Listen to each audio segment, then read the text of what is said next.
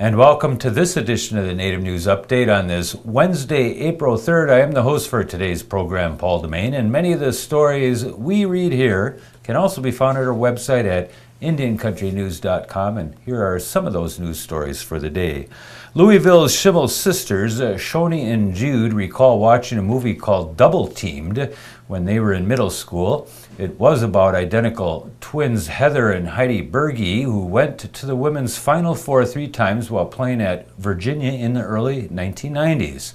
The film is hokey, but it's still a sweet, triumphant story of the sisterhood and athletic success of real people. But sophomore Jude Schimmel and her older sister Shoni, a junior, combined for 39 points and 6 three-pointers in an April 2nd win where the Schimmels were guards.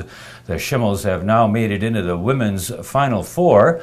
Louisville did that for the second time in program history with an 86-78 victory April 2nd over number 2 Tennessee. Shoni, a junior, had a game-high 24 points and was named the region's most outstanding player. Jude, a sophomore, had 15 points.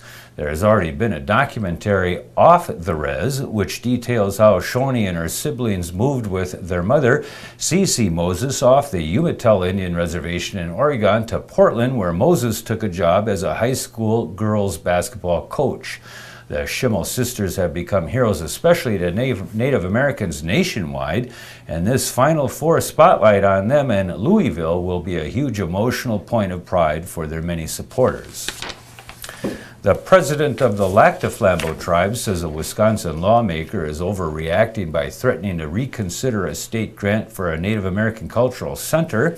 Tom Olson said that Representative Dean Coffert is shooting from the hip.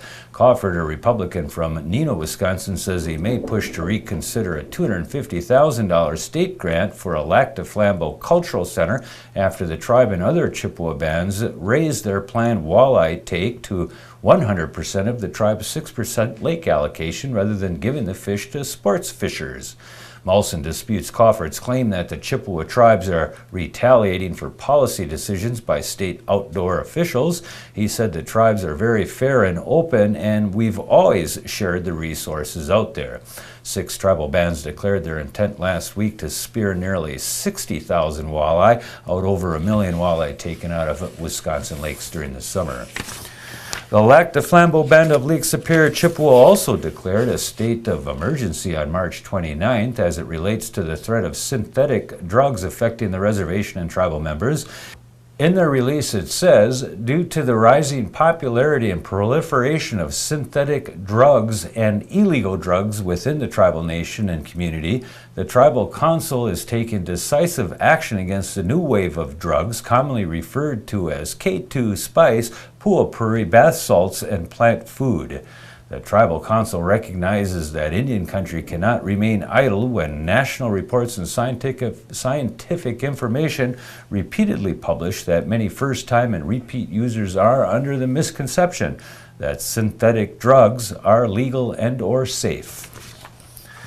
A judge has dismissed a bid by the Eastern Pequot to regain federal recognition that would qualify them for certain aid and the right to have land taken into federal trust for casino and other development.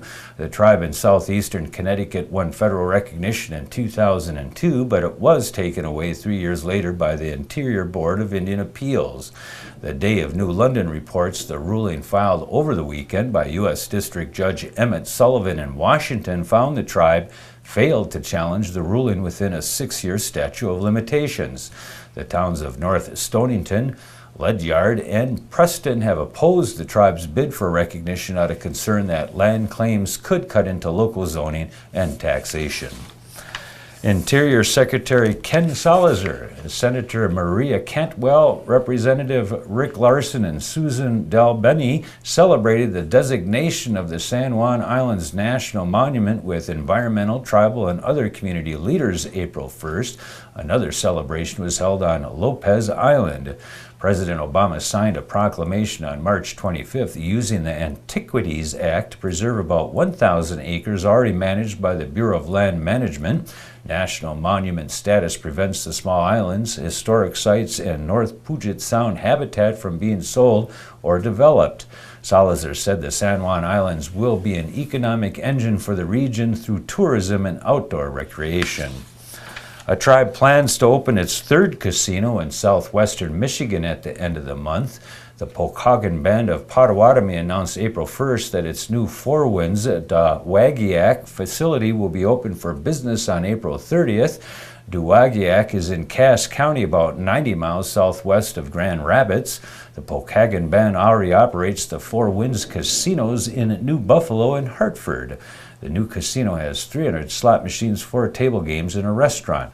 Pokagon Band Chairman Matt Weesaw says Four Winds Dowagiac has created approximately 100 new jobs for Pokagon citizens and people living in nearby communities. And that's another roundup of news from Indian Country on this edition of the Native News Update. We want to say thank you for joining with us and come back again soon.